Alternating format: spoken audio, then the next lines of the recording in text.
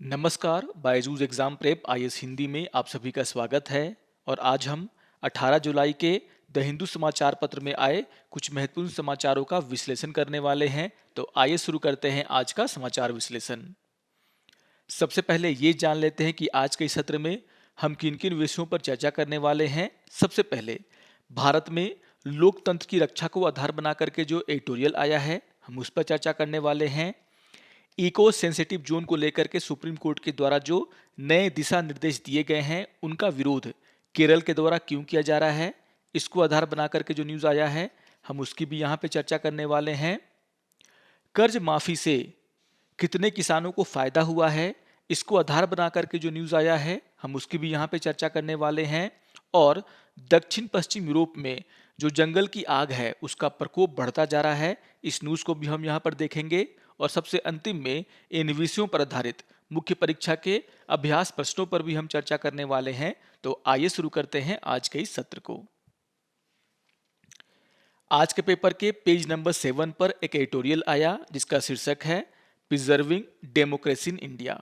तो बहुत ही important topic है और ये टॉपिक समान अध्ययन 2 से जुड़ा हुआ है। जैसा कि आप सभी जानते हैं कि हमारे देश में अभी दल बदल की जो है श्रृंखला चली हुई है। बहुत सारे स्टेट में दल बदल हुआ है, जिसके कारण वहाँ की सरकारें भी गिरी हैं। और इसी को आधार बना करके ये एडिटोरियल लिखा गया है, जिसमें कुछ बहुत ही महत्वपूर्ण बातें हैं। हालांकि इसमें बहुत सारी पॉलिटिकल बातें भी हैं, लेकिन जो पार्लियामेंट्री डेमोक्रेसी ये वाला सेक्शन है वो आपके लिए बहुत ही महत्वपूर्ण है। इसमें कुछ बहुत ही इंपॉर्टेंट बातें लिखी हुई हैं जो कि आपके एग्जाम के लिए बहुत ही महत्वपूर्ण है। यहाँ पर इस बात को समझाने का प्रयास किया गया है कि आखिर हमारा जो संविधान है उसने जो है संसदीय प्रणाली को क्यों अपनाया। हम राष्ट्रपति प्रणाली भी अपना सकते थे, लेकिन राष्ट्रपति प्रणाली के ऊपर हमने संसदीय प्रणाली को महत्व दिया। और इसी को लेकर के यहाँ पर डॉक्टर बी.आर. अम्बेडकर के द्वारा जो तर्क दिया गया था उसके बारे में चर्चा किया गया है। यहाँ पर डॉक्टर बी.आर. अम्बेडकर के द्वारा एक बहुत ही महत्वपूर्ण बात कही गई थी। उनके द्वारा ये कहा गया था कि जब हम एक लोकतांत्रिक सरकार की बात करते हैं, कार्यपालिका की बात करते हैं, तो वह जो लोकतांत्रिक कार्यपालिका है उसे 2 शर्तों को पूरा करना चाहिए। पहला है एक स्थिर कार्यपालिका यानी कि स्थिर सरकार, और दूसरा है एक जिम्मेदार कार्यपालिका यानी कि जिम्मेदार सरकार। इन 2 टेस्ट पर अगर हम खरे उतरते हैं तो हमारे देश में जो लोकतांत्रिक सरकारें हैं वह मजबूती से चलती रहेंगी। यहाँ पर लेखक के द्वारा ये कहा गया है कि आज़ादी के इतने सालों के बाद भी हमारे देश में जो है ये जो दोनों शर्तें हैं उनको अभी तक पूरा नहीं किया गया है, उसे जो है सुनिश्चित नहीं किया गया है। हमारे देश में जब स्थिर सरकारें होती हैं तो वे जिम्मेदारी का पालन नहीं करती हैं, और जब कोई जिम्मेदार सरकार आता है तो वह स्थिर नहीं होता है। यहाँ पर लेखक के द्वारा ये कहा गया है कि हमने जो है इंग्लैंड की तरह ही अपने संसदीय प्रणाली को अपनाया है। और जिस तरीके से इंग्लैंड में जो संसदीय प्रणाली है उसमें जो है कार्यपालिका की जो जिम्मेदारी है वह दैनिक और आवधिक दोनों स्तर पर जांच की जाती है। दैनिक स्तर का मतलब क्या है? जैसे हमारे देश में संसद भवन है और हमारे देश में जो विपक्षी पार्टियां हैं उन्हें जो है बहुत सारे वे हथियार दिए गए हैं संसदीय प्रणाली में जिससे वह सरकार की जिम्मेदारी को तय कर सकती है। जैसे हमारे संसद में सदस्यों के द्वारा प्रश्न पूछा जा सकता है, प्रस्तावों को लाया जा सकता है। आप सभी जानते हैं कि अगर विपक्ष को ये लगता है कि सरकार जो है अल्पमत में है या फिर सरकार जो है जनता का भरोसा खो चुकी है, तो यहाँ पर विपक्ष के द्वारा सरकार के खिलाफ अविश्वास प्रस्ताव लाया जाता है। संसद में अगर किसी बहुत ही गंभीर मुद्दे पर चर्चा करनी है तो विपक्षी पार्टियों के द्वारा जो है एक स्थगन प्रस्ताव भी लाया जाता है। अभिभाषणों के माध्यम से, वाद विवाद के माध्यम से सरकार पर जो है दबाव बनाया जाता है, उसकी जिम्मेदारी का उसको एहसास कराया जाता है। यानी कि ये सारे के सारे जो हथियार संसद में दिए गए हैं वह एक तरीके से सरकार का दैनिक मूल्यांकन करते हैं। और आप सभी जानते हैं अगर हम आवधिक मूल्यांकन की बात करें तो इसका मतलब ये होता है कि हमारे देश में हर 5 साल पर चुनाव होते हैं जहां पर जनता ये तय करती है कि उसको कैसा सरकार चाहिए। अगर जो वर्तमान सरकार है वह सही तरीके से कार्य कर रही है तो जनता उसको फिर से चुनेगी। अगर उसे लगता है कि सरकार ने सही तरीके से काम नहीं किया है तो वह उसको उखाड़ करके फेंक भी सकता है। तो जिस तरीके से इंग्लैंड में कार्यपालिका की जिम्मेदारी जो है उसका आकलन दैनिक और आवधिक दोनों स्तर पर होता है, उसी तरीके से हमारे देश में भी जो हमारी सरकारें हैं उन्हें जो है दैनिक और आवधिक स्तर पर जांच किया जाता है कि वे सरकार जो है अपनी जिम्मेदारी का पालन करें। आपको ध्यान में रखना है कि हम जिस दैनिक मूल्यांकन की बात कर रहे हैं वैसा जो है अमेरिका के प्रणाली में नहीं है, जिसकी सख्त आवश्यकता एक लोकतांत्रिक सरकार को होती है। यहां पर लेखक के द्वारा यह भी कहा गया है कि जब हमने अपने देश की लोकतांत्रिक सरकारों के बारे में सोचा तो यहां पर हमारे संविधान को बनाने वाले लोगों ने जो है इस बात पर अधिक जोर दिया कि सरकार अधिक जिम्मेदार हो, और इसलिए हमारे देश में भी ऐसे कई प्रावधान हैं जिससे कि सरकार पर दबाव बनाया जा सकता है, जिसकी चर्चा हमने पहले की है। और यहां पर एक बहुत ही इंपॉर्टेंट बात उठाया गया है, चर्चा उठाया गया है, और वो है कि लोकतंत्र में विपक्ष की भूमिका क्या होती है।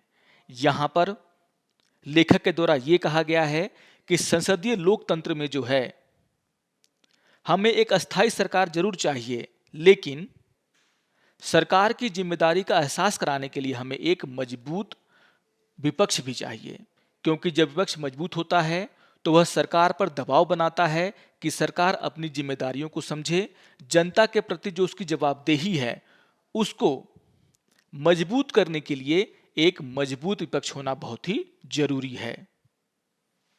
यहां पर यह कहा गया है कि जो मजबूत विपक्ष है वह न केवल एक जीवंत लोकतंत्र के लिए बल्कि लोकतंत्र के अस्तित्व को बचाने के लिए भी जरूरी है। संसद में अगर विपक्ष सतर्क होता है, जब विपक्ष सरकार की आलोचना करता है या फिर किसी पार्टी के गलत कार्यों के खिलाफ जनमत को जगाने का प्रयास करता है, आंदोलन करता है, तो वह कहीं ना कहीं हमारे संविधान के द्वारा जो उसको कार्य सौंपा गया है वह उसका पालन करता है। यानी कि यह विपक्ष की भूमिका है कि वह सरकार पर दबाव बनाए, वह सरकार की आलोचना करे अगर वह कोई गलत कार्य करता है तो, और अगर सरकार कोई गलत कार्य कर रही है तो उसके खिलाफ जनमत का निर्माण करने की जिम्मेदारी भी संविधान के द्वारा विपक्ष को सौंपा गया है। इसीलिए विपक्ष विहीन देश की बात करना एक तरीके से लोकतंत्र को खत्म करने के बराबर है। जिस तरीके से हमारे देश में अभी दल बदल हो रहा है उसको लेकर के भी बहुत ही इंपॉर्टेंट बातें यहां पर कही गई हैं। यहां पर यह कहा गया है कि भले ही सुप्रीम कोर्ट ने कि हो तो होलहान बनाम जाचिल्लू का जो मामला हुआ था 1992 में, उसमें जो है 52nd अमेंडमेंट को बरकरार रखा था, लेकिन अपने जजमेंट में भी सुप्रीम कोर्ट ने इसके दो पहलुओं पर चर्चा की थी। पहला तो उन्होंने ये कहा था कि जिस तरीके से दल बदल हो रहे हैं उन्हें रोकना अति आवश्यक है, और इसीलिए हमारे देश में एक ऐसे कानून की आवश्यकता थी जिससे कि सरकारों की जो स्थिरता है उसको सुनिश्चित किया जा सके।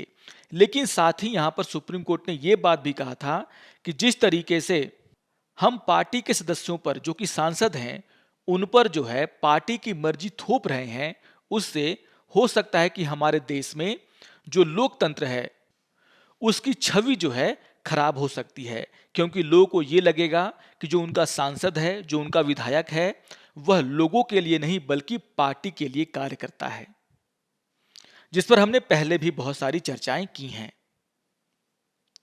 अगर पॉलिटिकल पार्टीज के द्वारा अपने सांसदों को, अपने विधायकों को अपने विचार रखने की, अपने मर्जी से वोट देने की स्वतंत्रता को नहीं दिया जाएगा तो यह भी एक तरीके से लोकतंत्र के लिए अच्छे संकेत नहीं है। तो ऐसी बातें जो है सुप्रीम कोर्ट ने उस समय भी कहा था। तो कुछ बहुत ही महत्वपूर्ण बातें कही गई हैं यहां पर, जिससे कि हमारे देश में विपक्ष की जो भूमिका है वो कितनी महत्वपूर्ण है ये बात आपको पता चलता है। दल बदल कानून के क्या फायदे हैं, क्या हानियां हैं, इसको लेकर के यहां पर बातें कही गई हैं।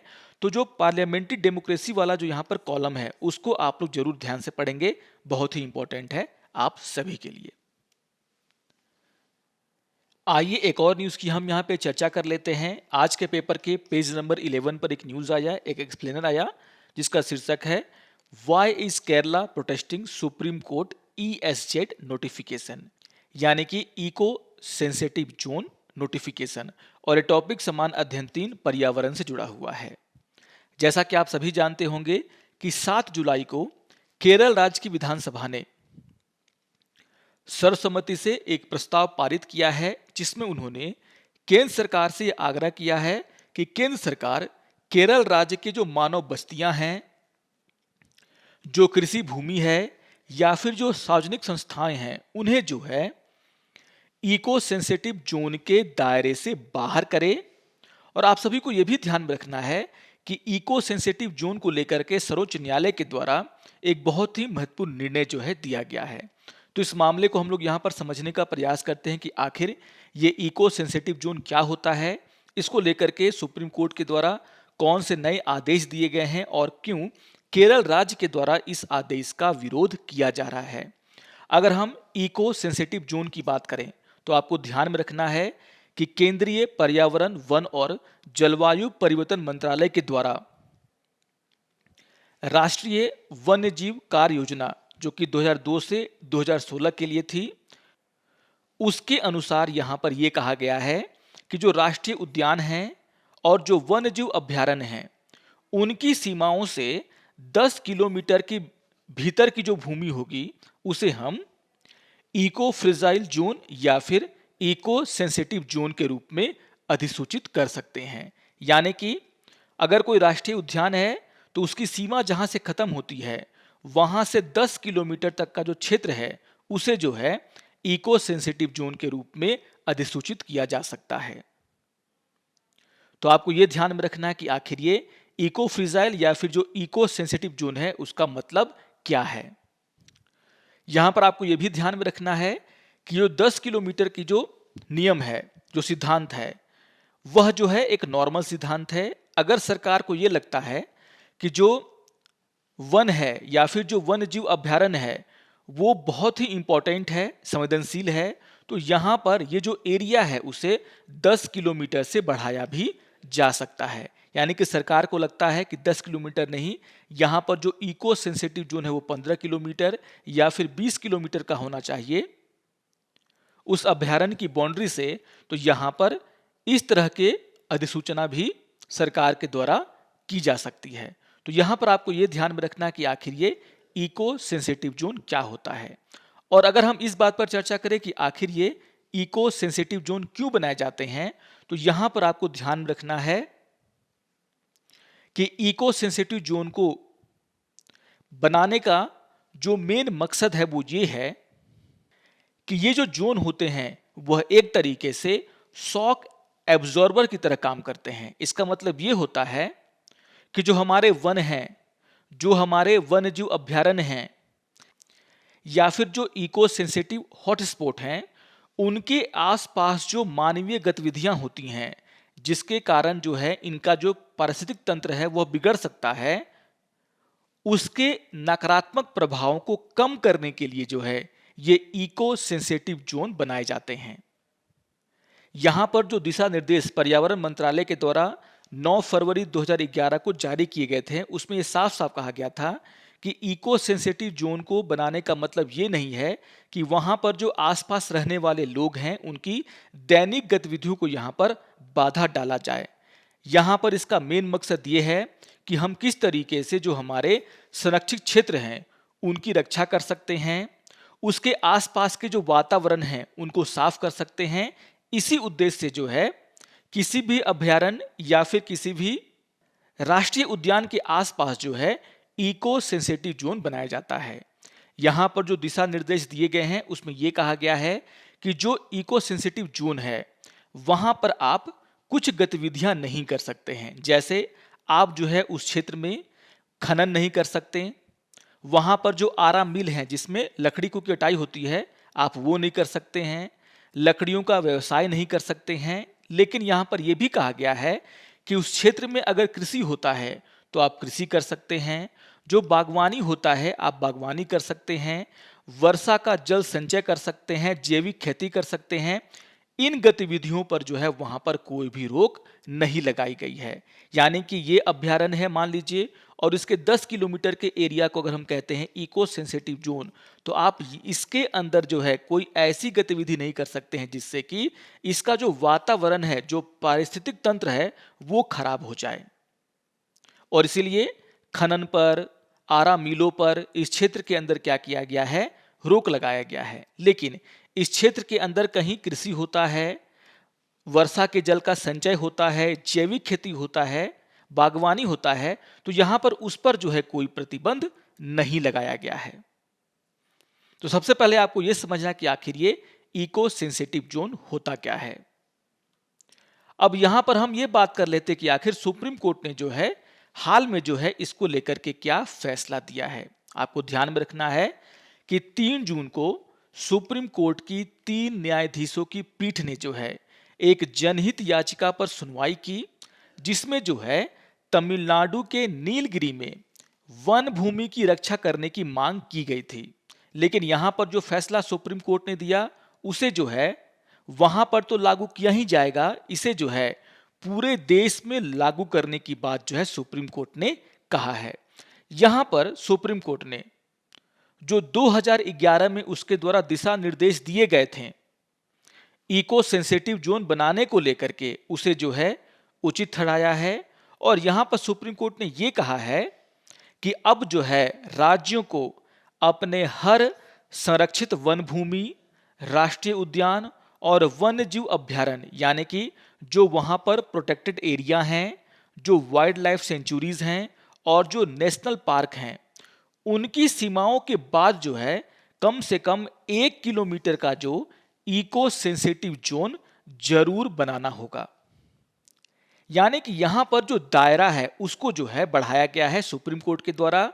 अब इसमें जो है wild life century, national park, protected area, उनको भी शामिल किया गया है और कहा गया है कि जो भी प्रोटेक्टेड एरिया हैं, वाइल्ड लाइफ सेंचुरी हैं, नेशनल पार्क हैं, वहां पर जो है आप अनिवार्य रूप से कम 1 किलोमीटर का इको सेंसिटिव जोन जरूर बनाएं। पहले क्या था कि केंद्र सरकार के द्वारा वैसे सेंचुरीज, प्रोटेक्टेड एरिया और नेशनल पार्क की सूची बनाई जाती थी जहां पर इको सेंसिटिव जोन बनाना है। लेकिन अभी जो सुप्रीम कोर्ट ने आदेश दिया है उसमें यह कहा है कि राज्यों को अपने हर protected area, wild life sanctuary और नेशनल पार्क के सीमाओं के बाहर जो है, जहां पर उनकी सीमाएं खत्म होती हैं, उसके बाद जो है कम से कम 1 किलोमीटर का इको सेंसिटिव जोन बनाना ही होगा। और इसी को लेकर के इसका विरोध जो है केरल सरकार के द्वारा किया जा रहा है। यहां पर सुप्रीम कोर्ट के द्वारा यह भी कहा गया है कि जो इको सेंसिटिव जोन राज्य सरकारों के द्वारा बनाया जाएगा, यहां पर जो है किसी भी अस्थायी ढांचे या फिर खनन की अनुमति राज्य सरकार के द्वारा नहीं दी जाएगी। और यहां पर सुप्रीम कोर्ट का यह भी कहना है कि अगर सरकार को लगता है कि यह जो बफर जोन है, यानी कि जो इको सेंसिटिव जोन है, उसे जो है 1 किलोमीटर से बढ़ाया जाना चाहिए, तो यहां पर राज्य सरकारें जो हैं इको सेंसिटिव जोन की सीमा का विस्तार भी कर सकती हैं। अब यहां पर हमें यह समझना कि आखिर सुप्रीम कोर्ट के द्वारा इको सेंसिटिव जोन को लेकर के ये जो फैसला लिया गया है उसका विरोध केरल सरकार के द्वारा क्यों किया जा रहा है। इसको समझने के लिए आपको यह समझना होगा कि जो केरल राज्य है उसका जो जितना भी जियोग्राफिकल एरिया है उसका 30% में क्या है, वन फैला हुआ है। दूसरा, जो पश्चिमी घाट है वह राज्य का जो है 48% हिस्से को कवर करता है। और यहां पर आपको यह भी ध्यान में रखना है कि केंद्रीय पर्यावरण, वन और जलवायु परिवर्तन मंत्रालय ने पहले ही राज्य में 23 ऐसे क्षेत्रों की घोषणा की है जो कि संरक्षित क्षेत्र हैं, और 20 ऐसे एरियाज की घोषणा की है जो कि पारिस्थितिक रूप से क्या है, संवेदनशील हैं। यानी कि ये ऐसे एरिया हैं जहां पर सरकार ने पहले से ही इको सेंसिटिव जोन जो है बना करके रखा है। आपको ध्यान में रखना है कि जो भी संरक्षित क्षेत्र सरकार के द्वारा नोटिफाई किए गए हैं उसके 10 किलोमीटर के एरिया को हम क्या कहते हैं, इको सेंसिटिव जोन। तो वहां पर पहले से ही ऐसे बहुत सारे एरिया हैं जहां पर पहले से ही इको सेंसिटिव जोन बना हुआ है और उसके अंदर जो है बहुत सारी जो व्यवसायिक गतिविधियां हैं वह नहीं हो सकती हैं। यहां पर केरल सरकार का यह कहना है कि उसके पूरे राज्य में झीलें हैं, नहरें हैं, आर्द्र भूमि है, उसकी जो तट रेखा है वो लगभग 590 किलोमीटर है, जो किसी ना किसी पर्यावरण संरक्षण कानूनों के द्वारा जो है कवर की गई है, जिसके कारण जो है केरल की जो 3.5 करोड़ आबादी है उसके रहने के लिए जो है काफी कम जगह बची है। क्योंकि आपको हमेशा यह ध्यान में रखना है कि अगर हम किसी भी संरक्षित क्षेत्र के आसपास इको सेंसिटिव जोन बना देते हैं जो कि 10 किलोमीटर लंबा हो सकता है, तो यहां पर जो है उस क्षेत्र में कोई भी व्यवसायिक गतिविधियां आप नहीं कर सकते हैं। यानी कि वहां की जो आबादी है उसको रहने के लिए जो खुली भूमि है, वो जो जगह है वो काफी कम पड़ रही है। और यहां पर आपको यह भी ध्यान में रखना है कि केरल में जो पॉपुलेशन डेंसिटी है वो भी कम नहीं है, वो लगभग अभी 900 व्यक्ति प्रति वर्ग किलोमीटर के आसपास है, जो कि पूरे देश का जो औसत जनसंख्या घनत्व है उससे कहीं ज्यादा है। और इसीलिए राज्य के पास जो उपलब्ध भूमि है जिस पर वह व्यवसाय कर सकते हैं, सारे काम कर सकते हैं, उन पर जो जनसंख्याकीय दबाव है वो भी असमान रूप से बढ़ रहा है। और इसी को देखते हुए केरल सरकार के द्वारा अपनी विधानसभा से इस तरह का प्रस्ताव पारित किया गया है और कहा गया है केंद्र सरकार से कि उनके द्वारा जो संरक्षित क्षेत्र या फिर जो भी पारिस्थितिक रूप से संवेदनशील क्षेत्रों की घोषणा की गई है वह उसको डी नोटिफाई करें, उसकी संख्या को कम करें, ताकि राज्य के विकास के लिए जो है व्यवसायिक गतिविधियां जो है यहां पर चलाई जा सकें। पहले से ही वहां पर बहुत सारे प्रोटेक्टेड एरिया हैं, इको सेंसिटिव जोन है। इस फैसले के बाद और भी इको सेंसिटिव जोन बढ़ जाएंगे, जिसके कारण केरल वहां पर कोई भी व्यवसायिक गतिविधियां नहीं कर पाएगा, जिसका असर केरल के विकास पर पड़ सकता है, वहां के लोगों पर सकता है। और इसी को देखते हुए केरल सरकार के द्वारा इस तरह का विरोध यहां पर किया जा रहा है। तो ये न्यूज़ बहुत ही महत्वपूर्ण है ये समझने के लिए कि आखिर ये इको सेंसिटिव जोन क्या होते हैं और कुछ राज्य जहां पर वनों की जो क्षेत्रफल है वो काफी ज्यादा है, वो क्यों जो है इसका विरोध करते हैं और खास करके जो अभी सुप्रीम कोर्ट के द्वारा निर्णय लिया गया है उसका विरोध कर रहे हैं। तो काफी महत्वपूर्ण समाचार है ये, इसको आप जरूर ध्यान से पढ़ेंगे। आइए एक और न्यूज की हम यहाँ पे चर्चा कर लेते हैं। आज के पेपर के पेज नंबर 12 पर एक न्यूज आया जिसका शीर्षक है only 50% of farmers benefited from loan waiver से स्टडी। और ये टॉपिक समान अध्ययन 3 अर्थव्यवस्था से जुड़ा हुआ है।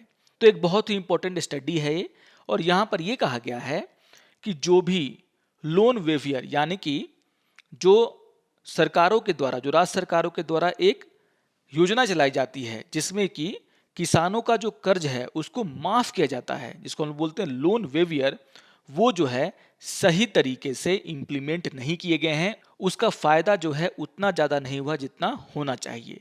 अब यहाँ पर स्टेट बैंक ऑफ इंडिया के द्वारा एक अध्ययन किया गया इसको लेकर के, और 2014 के बाद जिन 9 राज्यों के द्वारा कृषि ऋण माफी की जो योजना है चलाई गई उसकी यहाँ पर स्टडी की गई। और यहाँ पर यह कहा गया है, जो डेटा यहाँ पर दिखा रहा है कि यहाँ पर जो राज्य हैं जिन्होंने इस तरह की योजनाएं चलाई उसके तहत जितने लोगों को फायदा होना चाहिए उसमें से 50% को ही फायदा हुआ है अगर हम ओवरऑल देखें तो। जैसे यहाँ पर तेलंगाना के बारे में कहा गया है कि तेलंगाना में सिर्फ 5% किसानों को ही ऋण माफी की जो योजना है उसका लाभ हुआ। आप देख सकते हैं यहाँ पर मध्य प्रदेश में ये जो प्रतिशत है वो मात्र 12% है, झारखंड में 13% है। हाँ, छत्तीसगढ़ में यहाँ पर जरूर बताया गया है कि यहाँ पर लगभग 100% एलिजिबल फार्मर्स को जो है कृषि ऋण माफी का जो है क्या हुआ है, फायदा हुआ है। तो ये डेटा आपके लिए बहुत ही महत्वपूर्ण है।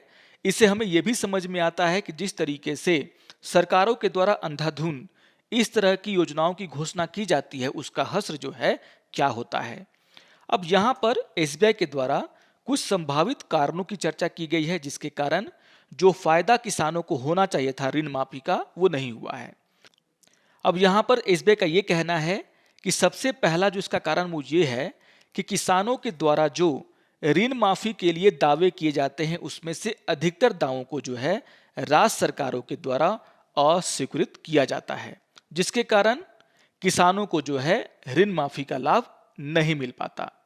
दूसरा, जो वादे राज्य सरकारों के द्वारा किए जाते हैं उसको पूरा करने के लिए उनके पास ऐसी संस्थाएं नहीं हैं जो कि कृषि ऋण माफी को सही तरीके से लागू कर सके, यानी कि उनके पास सीमित या तो कम वित्तीय संस्थान हैं। दूसरा, कि सरकारों के द्वारा कृषि ऋण माफी की घोषणा तो कर दी जाती है, लेकिन हाल के वर्षों में यह देखा गया है कि वहां पर बहुत ही जल्दी से सरकार चेंज हो जाता है, क्योंकि ऐसी जो घोषणाएं हैं वह तब की जाती हैं जब स्टेट में चुनाव होने वाला होता है। अगर मान लीजिए चुनाव के बाद किसी दूसरे पार्टी की सरकार बन गई तो वह जो है इस योजना को जो है सही तरीके से इम्प्लीमेंट नहीं करता, जिसके कारण जो कृषि ऋण माफी है, जो योजना है, वह सही तरीके से इम्प्लीमेंट नहीं हो पाता। तो ये इसके संभावित कारण हैं। इसको आपको एग्जाम पॉइंट ऑफ व्यू से याद रखना है कि आखिर वे कौन कौन से कारण हैं जिसके कारण जो कृषि ऋण माफी की जो योजना है वह सही तरीके से लागू नहीं की गई या फिर उसका लाभ कम किसानों को हो पाता है। यहां पर रिपोर्ट में इस बात को लेकर के भी चिंता व्यक्त की गई है कि जितने भी कृषि ऋण माफी के लिए जो पात्र खाते हैं उनमें से जो अधिकांश खाते हैं वह जो है स्टैंडर्ड अकाउंट हैं, यानी कि उनका उपयोग जो है ज्यादा नहीं होता है। कुछ राज्यों में इनकी संख्या जो है 80% से ज्यादा है और इसीलिए सवाल ये उठता है कि हम जो है जिन किसानों को ऋण माफी दे रहे हैं क्या सही में उन किसानों को ऋण माफी की आवश्यकता थी या नहीं थी। यहां पर एसबीआई के द्वारा यह भी कहा गया अपने रिपोर्ट में कि जो ऋण माफी की योजनाएं चलाई जाती हैं स्टेट गवर्नमेंट के द्वारा वह एक तरीके से लोन लेने की जो संस्कृति है उसको नष्ट कर रहा है। देखिए अमूमन क्या होता है, आप बैंक के पास जाते हैं, आप लोन लेते हैं, आप बैंक को उसके इंटरेस्ट के साथ अपना लोन चुकाते हैं, लेकिन यहाँ पर चूंकि ऋण माफी की योजनाएं आती रहती हैं इसीलिए किसान क्या करते हैं, बैंक के पास जाते हैं, उससे लोन लेते हैं, लेकिन उसके लोन को जो है नहीं चुकाते हैं, क्योंकि उनको लगता है कि आने वाली जो सरकारें हैं वो कभी ना कभी उनके ऋण को माफ जरूर कर देंगी। और इसीलिए बैंक भी क्या करते हैं, कृषि ऋण देने से हिचकिचाते हैं, जो कि लंबी अवधि में किसानों के हितों को नुकसान पहुंचा सकता है। यहां पर इस रिपोर्ट में यह कहा गया है कि राज्य सरकारों को कृषि ऋण माफ करने के बजाय जो है अपने अपने राज्यों में कृषि के लिए जो बुनियादी ढांचा है उसमें जो है ज्यादा निवेश करना चाहिए, जिससे कि उनके राज्यों में कृषि की जो उत्पादकता है उसमें बढ़ोतरी हो, जिससे कि जो इनकम है किसानों का वो भी बढ़ेगा। तो इन सभी बातों को आपको ध्यान में रखना है। यहां पर कुछ और बातें कही गई हैं एसबीआई के स्टडी में, जिसमें यह कहा गया है कि फाइनेंशियल ईयर 2018 से लेकर के 2022 के बीच में जो एवरेज फार्मर इनकम है वो लगभग 1.3 से 1.7% बढ़ा है, जो कि काफी महत्वपूर्ण है। यहां पर यह भी कहा गया है कि सोयाबीन और कॉटन की जो खेती है वह जो है काफी फायदेमंद खेती जो है बनकर के उभरा है, खास करके महाराष्ट्र के किसानों को और कर्नाटका के किसानों को जो है इससे काफी लाभ हुआ है, उनकी इनकम इससे काफी बढ़ी है। यहां पर इस रिपोर्ट में यह भी कहा गया है कि जो नॉन फार्म इनकम है, मतलब कि खेती के अलावा जो दूसरे कार्य किसानों के द्वारा किए जाते हैं उसके कारण भी किसानों के इनकम में बढ़ोतरी हुई है 2018 से 2022 के बीच में, और ये जो बढ़ोतरी है वो लगभग 1.4 से 1.8 टाइम्स है।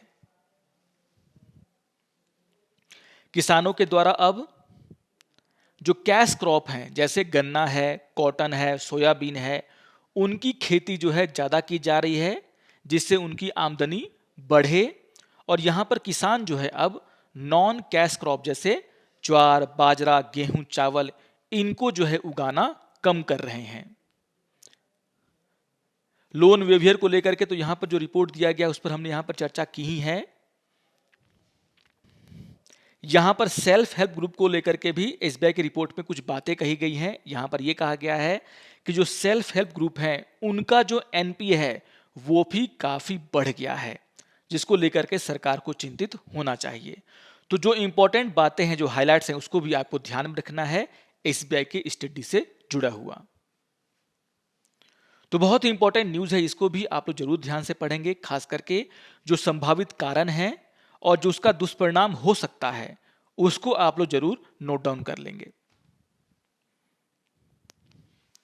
आइए एक और न्यूज की हम यहां पे चर्चा कर लेते हैं। आज के पेपर के पेज नंबर 13 पर एक न्यूज आया जिसका शीर्षक है forest fire ranges in south west Europe, और ये टॉपिक समान अध्ययन 3 पर्यावरण जुड़ा हुआ है। तो जैसा कि आप लोग सभी जानते होंगे कि फ्रांस में, ग्रीस में, पुर्तगाल और ये स्पेन में हजारों हेक्टेयर जो वन भूमि है वह जल करके नष्ट हो गया है। पुर्तगाल के अधिकारियों के अनुसार पिछले एक सप्ताह में गर्मी के कारण वहां पर 238 लोगों की मृत्यु हो गई है। वही हाल स्पेन का है, जहां पर गर्म हवाओं और अधिक तापमान के कारण 360 लोगों की मृत्यु हो गई है।